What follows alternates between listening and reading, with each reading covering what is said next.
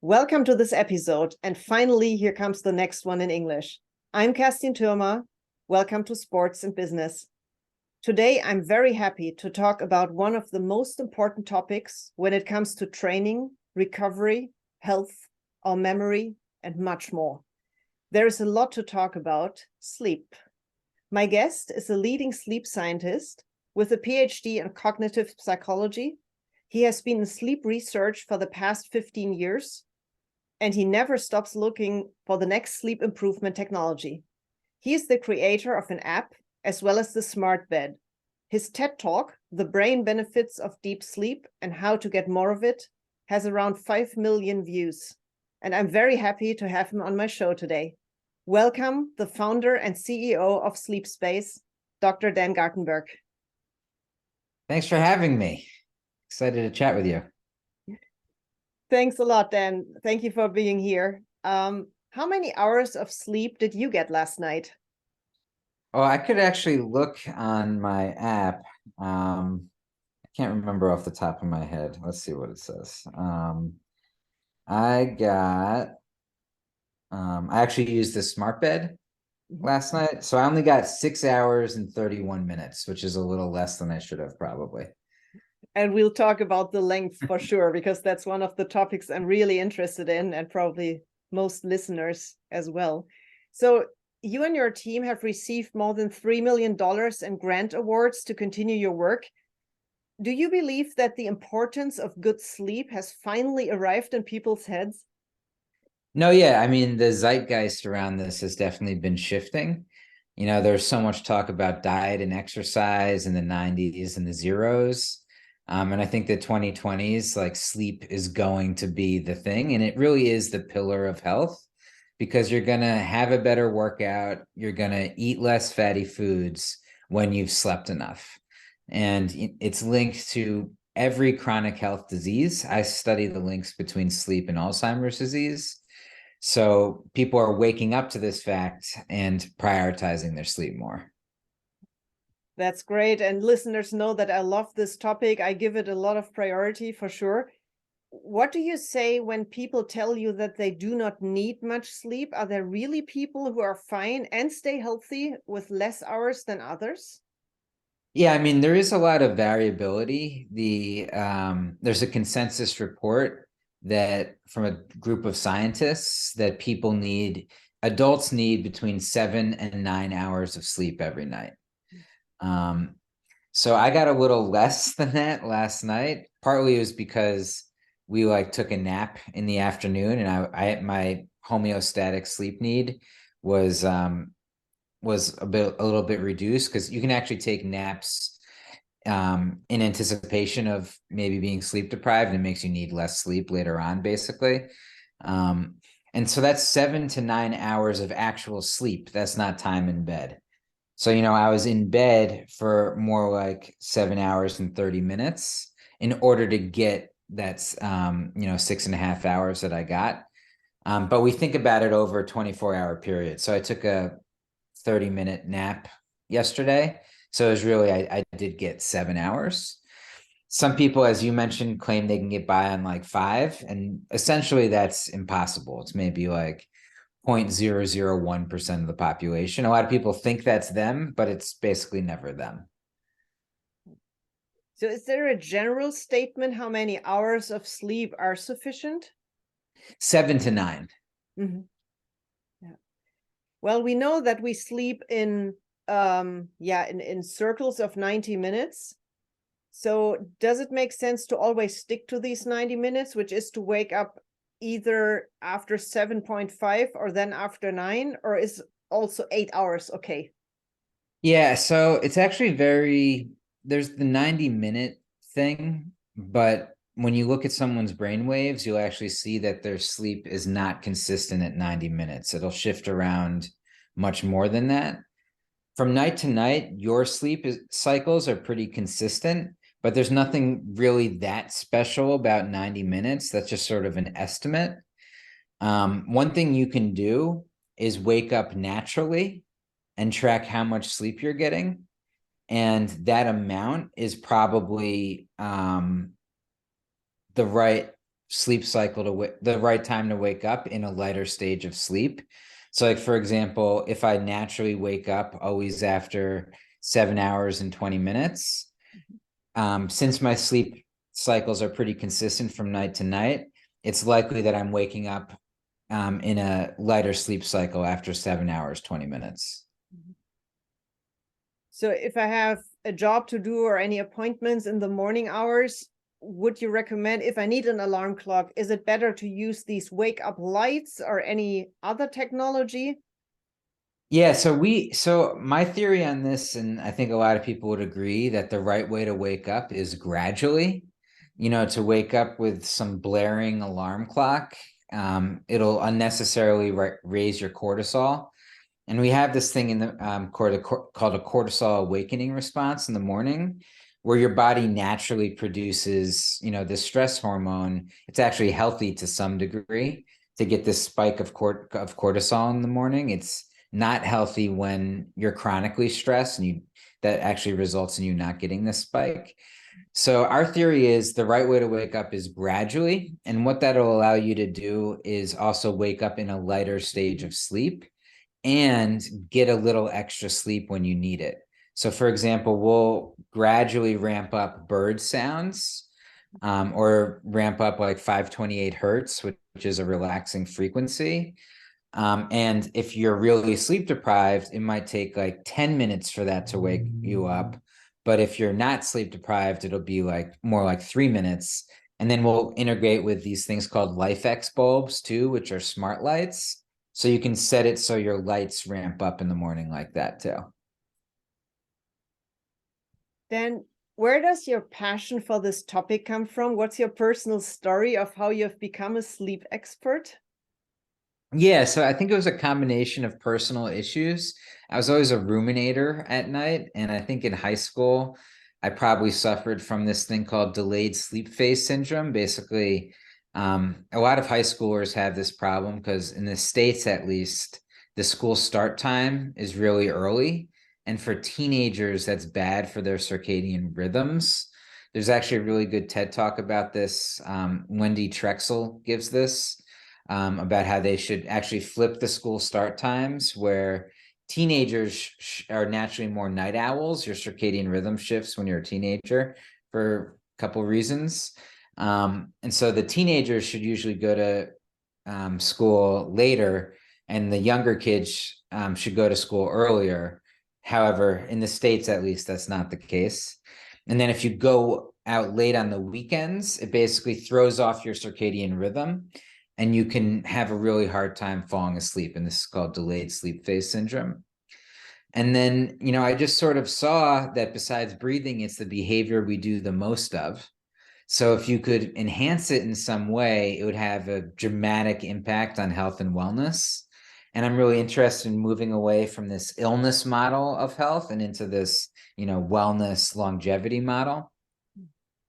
And so I started delving into the science, and I discovered this deep sleep stimulation effect that was very interesting to me. And it aligned with my research focus on transcranial direct current stimulation and some work for the Air Force that I was doing, modeling fatigue. And I just sort of started applying for these grants. And we've showed that basically by playing certain sounds throughout the night, we can increase these regenerative delta waves. And I've been focusing on that problem for some time. Among the many, many topics we can discuss today, which one is your favorite field currently when it comes to sleep science? I mean, I guess a lot of my current work is around insomnia. So creating digital solutions for insomnia, partly because it's sort of the biggest problem. In the States, more than 30 million people have it. Yet the solution in medicine is often to give a sleeping pill. Yet what scientists suggest is that our thoughts, feelings, and behaviors are the main causal link for this problem. So I'm always trying to come up with how we can address something like insomnia at the root of the behavior with new technology. And so our grant research is around creating this new digital treatment for insomnia. We'll definitely talk about technology also. So yeah, before we come to that, you talk a lot about the impact of sleep and the lack thereof on our brain. Can you explain this correlation? The impact of sleep on our brain? Mm-hmm. Yeah, so I mean, it helps us process our reality. And there's a theory called the synaptic homeostasis hypothesis, where basically our neural activations increase throughout the day. And we actually build up metabolic waste in our brains throughout the day as well. And then what sleep does is it down regulates all of the activations throughout the day, such that the relevant things to our survival rise to the top. And there's this process, there's this lymphatic cleansing system in our brains where basically it pumps out these plaques that can form. And this happens in deep sleep. So in deep sleep, you're down regulating and you're cleansing out your brain. It's also related to human growth hormone and these beneficial things. And then in REM sleep, you're replaying and integrating that information to your long-term memory and personality. And there's a lot of studies that show when you inhibit REM, when you inhibit deep sleep, you don't remember things that happened and you do worse on cognitive assessments the next day. But it also impacts our emotions, it impacts it even impacts sense of humor, where if you're sleep deprived, you have a worse sense of humor. So it basically impacts, everything physical that you can think of essentially, and a lot of the mental things as well. And so that's why, I take it really seriously. Where could I start when I'd like to improve my sleep as such? Do you have a few basics everyone could start doing? Yeah, and we have a couple free guides on, things for falling asleep and staying asleep, and then things for getting deeper sleep. Part of knowing what you should do is knowing what type of sleeper you are, and then following the guide based on that. So if you're like a biohacker or like an athlete who's trying to optimize their sleep, there's one set of suggestions. Whereas if you're someone who has problems falling asleep and staying asleep, there's another set of suggestions. So, for example, a power nap during your circadian dip might be a really good solution for the biohacker, for the person that wants to get more deep sleep and have more energy throughout the day. Whereas if you have problems falling asleep and staying asleep, you should never take a nap. So that's just one example where knowing what type of sleeper you are is important. But the general takeaways are consistency of bedtime, wake time. There's something called Zeitgebers, which is a German word, actually. You probably are familiar with time giver. And so there's these external cues that dictate our circadian rhythm. And so having a strong circadian rhythm is essential for everyone. So being consistent with the timing of light exposure, meals, energy exposure, these are external Zeitgebers that strengthen your circadian rhythm. And then also having a wind down process at night. Those are things that everyone can be consistent with that will naturally improve your sleep quality.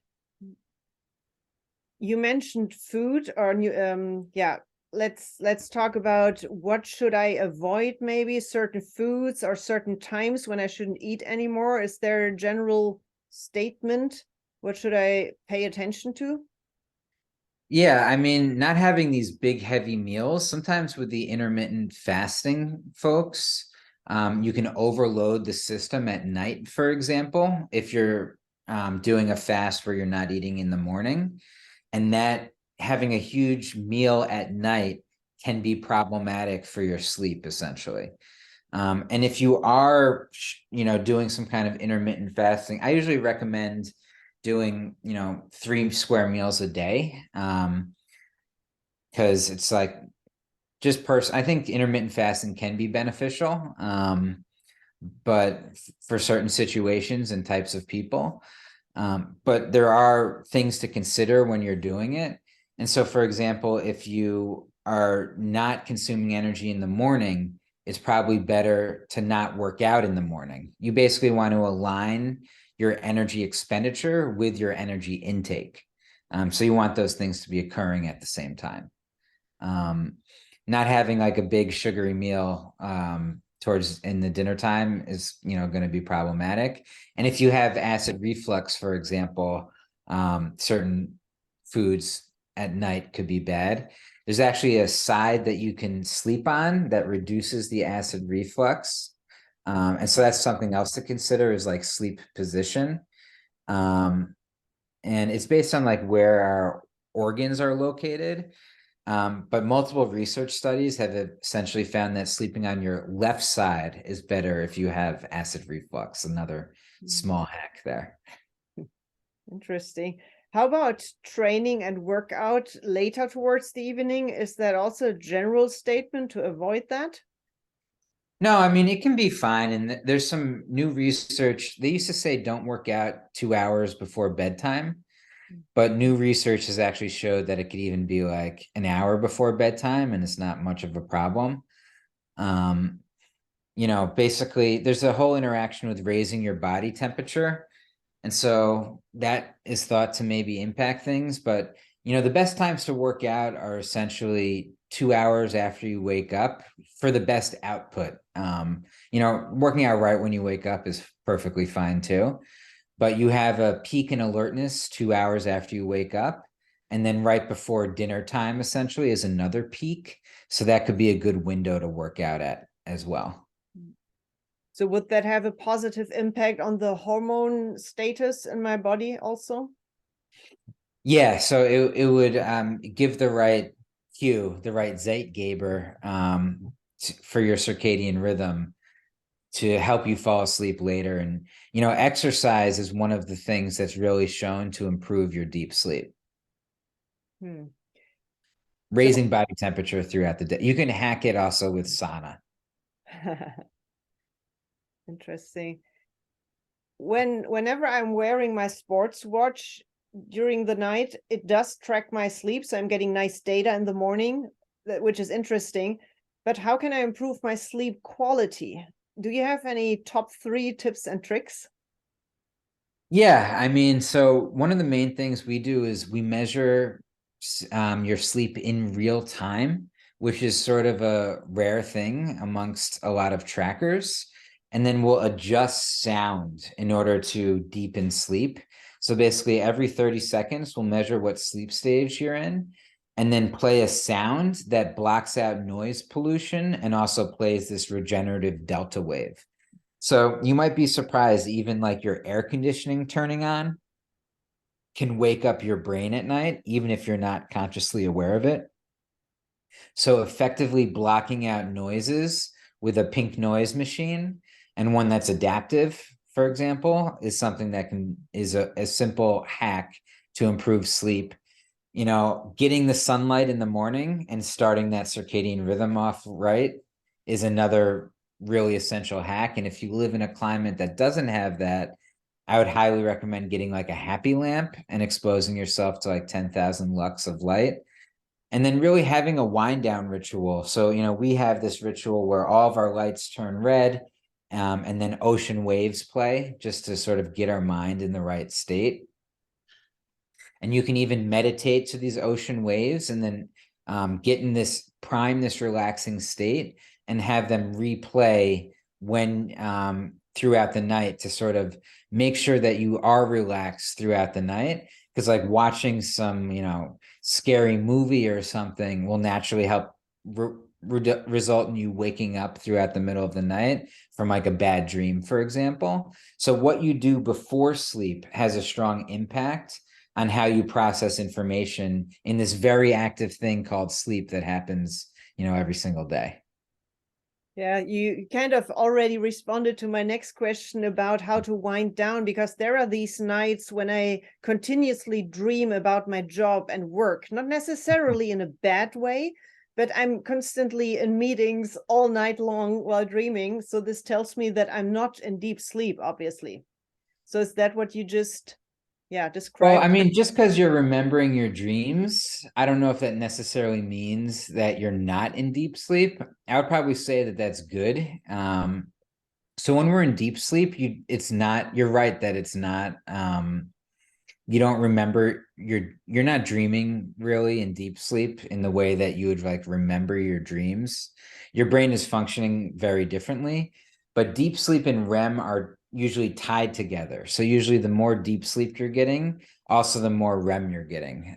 So both are good. And if you're remembering your dreams, I would say that's probably a good thing. If you're waking up from the dream because it's stressful, I would say maybe that's not so great. You know, your work is essential to your survival, and sleep is essentially helping you survive better by ingraining the things relevant to your survival. And for you and many people, that's what happens at work. So I think that that's, you know, not necessarily a bad thing, but if it's waking you up and you're stressed from it, then maybe you're teetering on trying to separate life from work, which is a problem that many people have. So deep sleep, as I understand it, is what we are aiming for. Can you say how many hours of deep sleep are required for our mental health or health in Yeah, general? so basically, I would say deep sleep and REM. So usually you want more of both. And unfortunately, as you age, many people get less deep sleep. So a lot of scientists have been focusing on ways to improve deep sleep because it's thought to be related to Alzheimer's disease and related dementia. A really healthy amount of deep sleep and REM is probably 2 hours each. If someone has that, I would call it super healthy. Some of these trackers sometimes say like you got like 3 hours of deep sleep, for example. Usually, I think those are probably wrong. And actually, Aura just updated their algorithm, and I think their algorithm in the past was linked to heart rate variability. So if you were super healthy and had a low heart rate, it would state how much deep sleep that overestimate how much deep sleep you got. But, you know, for a someone in their 30s, for example, in their 20s, 2 hours of deep sleep in REM, I would say are really good. And you can maintain that as you get older. Actually, learning something new and being exposed to new environments is another hack that you can do to get more deep sleep, like picking up a new instrument, for example, or learning a new language. Because when we are exposed to new environments, our body responds with this regenerative deep sleep and REM. Would that possibly also work when learning a new sports, like new Yeah, movements? no, for sure. Like dance, for example. There's a lot of studies showing that that's one of the best treatments actually for Alzheimer's disease. Actually, there's a social component to some of this stuff too, which is also beneficial. So all those people who cannot sleep or report that they do not sleep well or can't sleep without interruptions, which could be possible reasons and what could that person do? Yeah. So if someone can't sleep, there's a model for this called the three process model. So there's basically natural states that you have. So it's predisposing is these, if you have a worrisome thought style, some people just naturally have more tense muscles, for example, and they're just sort of born this way. So you have these predisposing factors that make you more likely to like ruminate throughout the night, for example. And then a lot of times something stressful happens. Um, so wait, it's the three process model. I always forget the second P. Um, so let me just hold on a second. Um, so yes, so there's predisposing, precipitating, and perpetuating. So precipitating factors are like, your parent dies, something stressful happens at work. a lot of times you have this stressful event that happens that sort of pushes you over the edge, and you have a small bout of insomnia. And that's very, very common because, bad things happen and you get stressed out about it. And now what often happens then is you have something called perpetuating factors, where you start forming habits around not being able to fall asleep, such as staying awake for a long time in bed. And you start associating your bed with not being able to fall asleep. And you start getting these worrisome thoughts around it, like you can't fall asleep, you're not able to do it. And so these are perpetuating factors that keep you awake and make the issue more chronic, essentially. So to address this, usually a lot of times we're trying to address the perpetuating factors because that's what we can control. And counterintuitively, one of the main successful treatments for someone with insomnia is actually to restrict the time in bed. It's a little bit counterintuitive. And you should do this with a psychologist. But essentially, a lot of times when people can't fall asleep or stay asleep, they think, oh my God, I need to spend 10 hours in bed to get the sleep that I need. But what that does is it actually does the opposite thing of what we want folks to do, because we want people to associate their bed with sleep and only go to bed when tired, because it results in them spending a lot of time awake in bed, and they build this negative association with their bedroom and sleeping.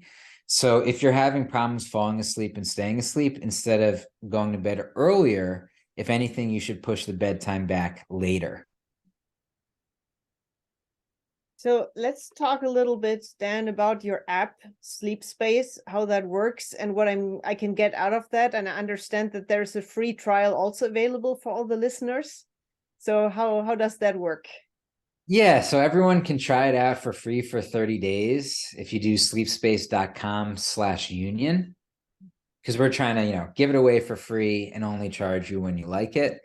There's a bunch of relaxations in there, yoga nidra, which is a really good thing for relaxing, sleep stories, passive muscle relaxation, which is a lot of scientific validity to it. And so we have these wind down experiences, and then we have something called a sleep journey that plays the sounds to increase your deep sleep, and then a smart alarm clock that wakes you up in the morning.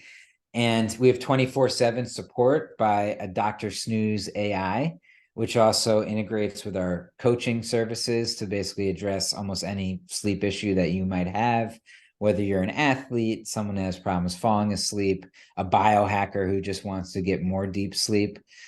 We have customized solutions for all of those things. We can measure your unique circadian rhythm, give you feedback on that, and then also integrate with various wearables. And then if you don't have a wearable, you can either place the phone in your bed and it'll measure your sleep, or integrate with, and it'll work all offline too. So if you're concerned about like EMFs and stuff. And then we have this mechanism, it's just a phone charger that puts the phone in the same bed in the same place every night, and then measures micro motions through the mattress and allows us to precisely play sounds to you. So that works in offline mode, you said. I believe, well, I'm turning off my Wi-Fi during nighttime because I think this could harm. Is it true? Is it better to turn off any electronic devices? Yeah, I mean, some people go that far. I just usually put my phone in airplane mode. I mean, I've tested the like EMFs and stuff when basically if you have the distance from an object, EMFs basically reduce exponentially by distance. And so, I make sure it works in offline mode for the concern that you mentioned. I haven't seen the research to convince me strongly one way or another how much effect it really has.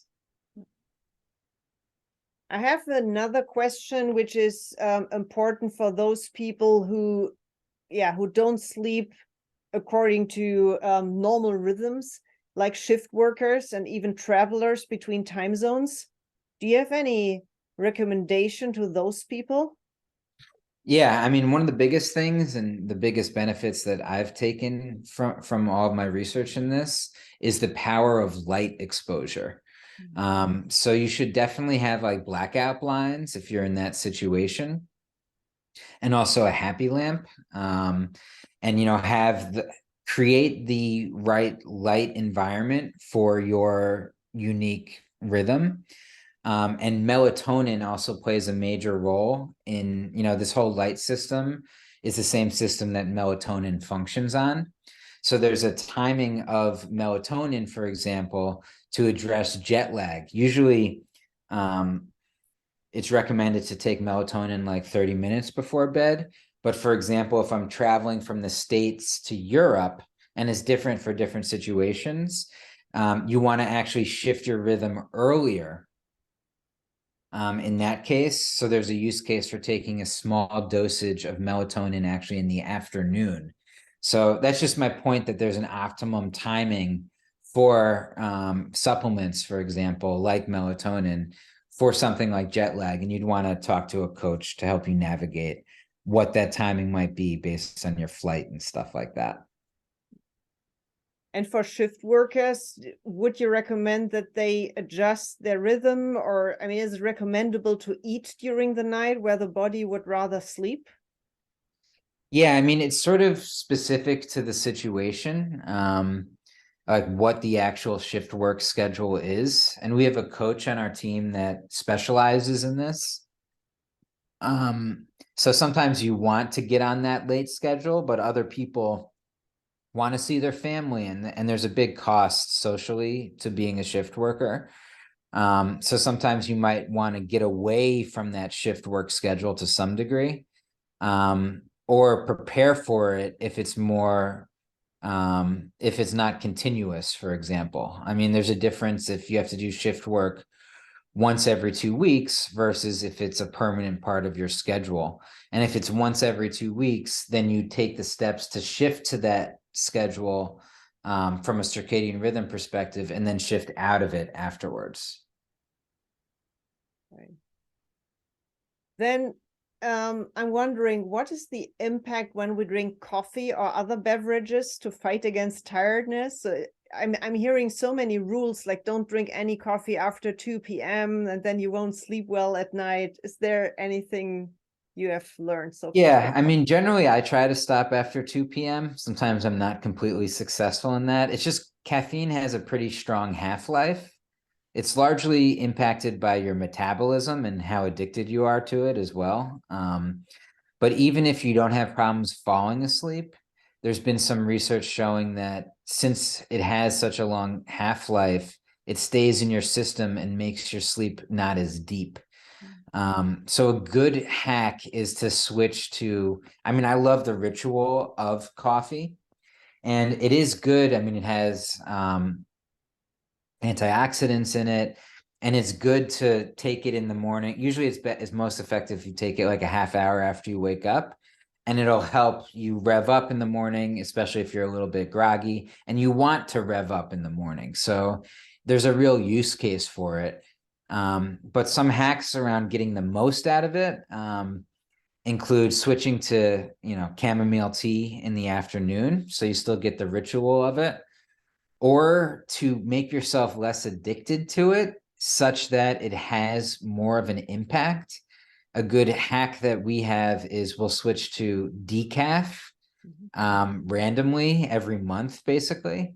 And that'll bring down your tolerance for it such that it's more effective and you need less. But amping up on 4 cups of coffee oftentimes is probably counterproductive. Well, initially you mentioned that you had a nap yesterday. So is there a general statement whether naps during the day could be good for me? Yeah, I mean, I think that if you don't have problems falling asleep and staying asleep, they're a really powerful tool. And, I think they're good for cognition. Even like there's some studies showing even a 5-minute nap can help with workouts and your cognition. And there's famous anecdotes about how, like, I think it was Edison would use naps to help himself ideate, for example. you can oftentimes solve problems through your subconscious processing that happens during naps. And that's something I'm really interested in, is how do we touch our consciousness? And there's actually something called targeted memory reactivation during sleep, where we could basically create these associations with stimuli throughout the day and then replay the stimuli while we're sleeping to prime that cognitive state.